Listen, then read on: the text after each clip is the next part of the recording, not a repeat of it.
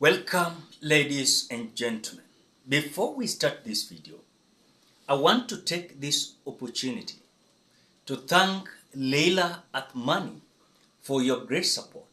May God bless you so much, and I want to say thank you so much and thank you again and again.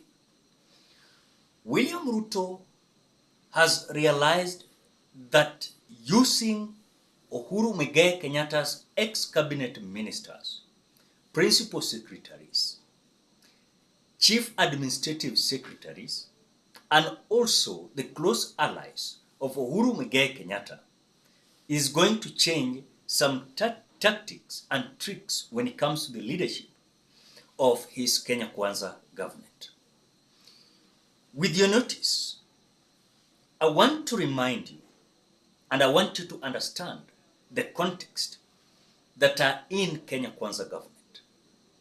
As we speak now, William Ruto is having still Phyllis Kandie in his government.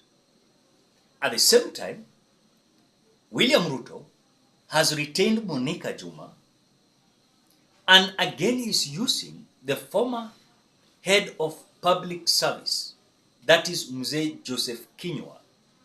At the same time, the other day, he came out just appointing Joshua Kutun, and Wambugu Ngunjiri is now part and parcel of Kenya Kwanza government. You look at Kanini Kega, you look at Sabina Chege, and other individuals that now are joining William Ruto. This is with the basis that William Ruto is realizing that without these few individuals who are well conversant on how things are being run in the government, is going to fail because he is having people who literally do not understand what to do. Number one, when you look at the head of public service, that is Koskei, is not understanding certain intellectuals that he must use to ensure that he's going to deliver as per his docket is so concerned. Immediately, William Ruto sworn in the new head of public service, that is Felix Koskei. We realized that Mzee Joseph Kinyua, the former head of public service, was, can I call it summoning, or he was recalled? Or rather, he was requested. I think that is the good language that I can use. Mzee Kinyua was requested to come out and teach the new head of public service, Koskei, because literally he was not understanding what to do in the government of Kenya Kwanza. And as we speak now, still William Ruto is using the knowledge and the mind of the former head of public service, that is Joseph Kinyua.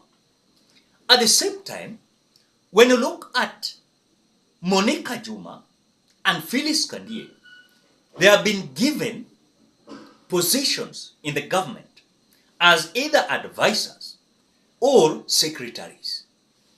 Just the other day, regarding Gachagua in his office as the deputy president, he just came out the other day appointing his secretaries, those who were working with Uhuru Muigai Kenyatta. At the same time, Eden Mohamed, who was again the cabinet minister, has been appointed again in the government of William Samoei Ruto. When you look at different individuals that William Ruto is gathering, it is a good picture that you can see that William Ruto is no longer trusting these individuals whom he came out appointing and approving by signing his signature. So, in summary, William Ruto is using the kind of tactics and tricks of retaining Uhuru Muigai Kenyatta's closest allies, whom they were cabinet ministers, principal secretaries, chief administrative secretaries in Uhuru Muigai Kenyatta's government. So by retaining them and re-employing them, it is a clear indication that William Ruto believes that these people can deliver more than even the individuals that he's having. In other words, I want to have this context. William Ruto has realized that in his government, he has employed a bigger percentage of politicians and not technocrats. Because when you are a president, you must also have something called overflow. When you want to stabilize the economy, you cannot have all politicians on all these positions for you to stabilize the economy. Remember, there are certain politicians that they don't know how the economy is being stabilized, actualized, and also how they must understand on how the economy must be affordable to the common mwananchi. And that is why, look at the broad kind of cabinet ministers that William Ruto is having. When you start with Cabinet Minister of Defense Forces, we are having a politician, Edin Duale. When you look at the Cabinet Minister of Interior Security, we are having Kindiki Kithure. He is a politician, the former senator of Tharaka Nithi. When you look at the Cabinet Minister of Gender, Aisha Jumwa is a politician. She was just the former member of parliament of Malindi, Kilifi County. And again, she came out vying for gubernatorial race of Kilifi. After failing, she was appointed and approved to be the cabinet minister under the regime of William Ruto, rather. When you look at the cabinet minister of agriculture, when you look at the cabinet minister of agriculture, we are having Mithika Linturi. Mithika Linturi is a politician from Meru. He vied for gubernatorial seat of Meru. When you look at the cabinet minister of land now, Alice Wahome is a politician. She was the member of parliament of Kandara, Muranga constituency.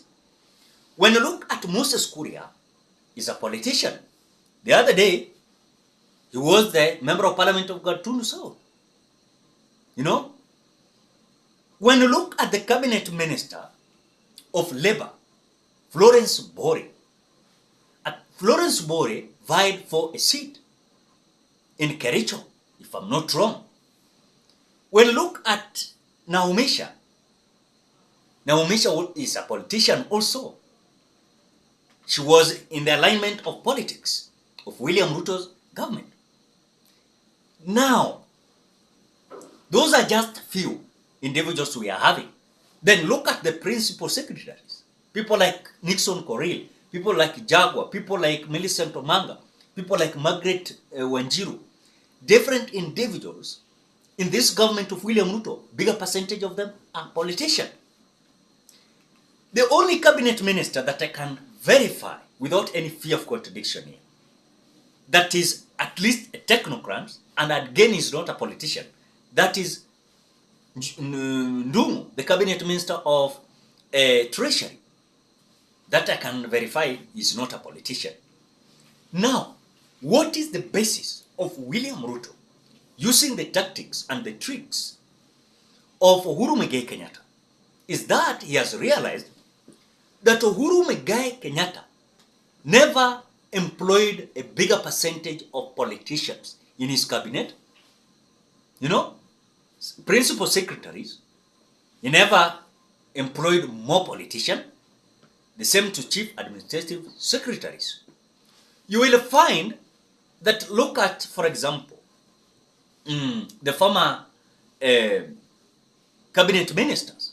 You will find that some percentage are politicians, some percentage are technocrats. You know, those who understand at least the role of their offices. For example, you find that Uhuru was employing someone who could understand what he was doing in his office. Than even more than that, whatever William Ruto has done. And that is why today, as we speak, William Ruto is retaining Eden Mohamed, was in the cabinet of Uhuru Muigai Kenyatta. Monica Juma was in the government of Uhuru Kenyatta. He's trying to retain Joseph Kinyua, but Joseph Kinyua is just mentoring Felix Kosigei. Then we are having different individuals who are working with William Ruto, and now they are being absorbed in this government so that they can at least bring change in the government of William Ruto. And because this is the power of Uhuru Muigai Kenyatta. And William Ruto has realized that his people are not delivering. And because his people they are not delivering, he must use these individuals to ensure that his agenda and ideology is going to be confirmed by the people. But I don't know how the tricks and the tactics is going to long for. Because some individuals are even rejecting working with William Ruto because they understand who is William Samoei Ruto. Ladies and gentlemen, what do you think? Drop your opinion at the comment section below. Otherwise, I want to appreciate you so much because of great support. Please consider subscribing, liking, commenting, and sharing this video.